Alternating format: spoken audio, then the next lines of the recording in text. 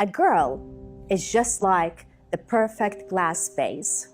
If it gets cracked for any reason, you can never fix it or glue it back.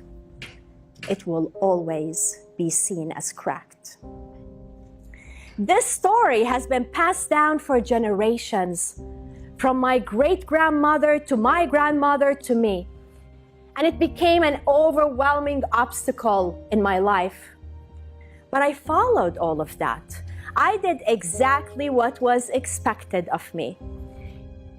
When I was 19 years old, I got engaged through a family introduction to the most eligible bachelor in the community. My parents were thrilled. His mom was the one who arranged the introduction. She introduced us, we got married, and we moved together to San Diego, California to follow his career aspirations. I thought that with this marriage and the move to the US, I could finally be allowed to discover my identity and be respected for who I truly am. But to my shock, the expectations never left. They were actually bigger.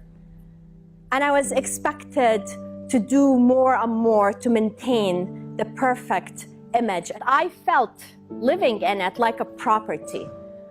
I was expected to just serve him and his family. I wasn't even allowed to speak to my parents other than 20 minutes a week.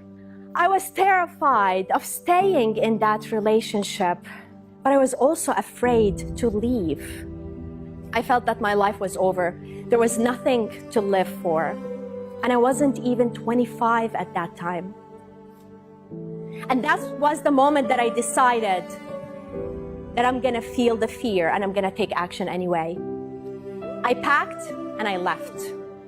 I went to bed that night knowing that I cracked the vase. And as terrified as I was, I knew that I made the right choice. Not only did my family disown me, but one attempted to have me killed to save the honor of the family. And if you're wondering who is the person who has attempted to kill me and who's been trying for the last 16 years, that's my own dad. Because he feels that I brought shame to the family and my blood, shedding it would be the only way to clear that shame. So I needed to move on. I couldn't live in the past anymore. I needed to create a new story, a story of empowerment, a story of self-discovery. I just didn't know how to do that. I was barely surviving, and my only way that I knew of in order to move forward was with education. So I enrolled at the University of San Diego. Less than a year later, I decided to start applying for jobs, and I just wanted to practice interviewing skills.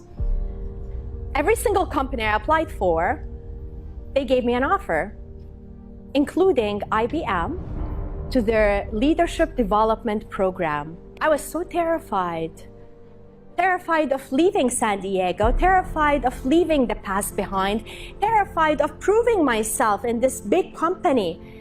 But the same intuition kept telling me, feel the fear and take action anyway. And I did. And that's when the world opened up for me. I got to work and travel around the world with IBM. I lived in Japan for over a year. I got to work on projects with them at the United Nations in South Africa. I got to lead global teams. And every day I would wake up, I would remind myself to feel the fear and to take action anyway. And all kinds of people from around the world would send me messages telling me about how they related to my story. Men and women, all kinds of ages, different religion, different professions, different everything, resonated with the message of being perfect, of being afraid constantly of making mistakes, worried of being judged, and aspiring to be perfect. So to my grandmother, the pure, perfect glass, it represents the unrealistic limitations that I choose not to obey. What vases are you living with? Who told you not to follow your dreams?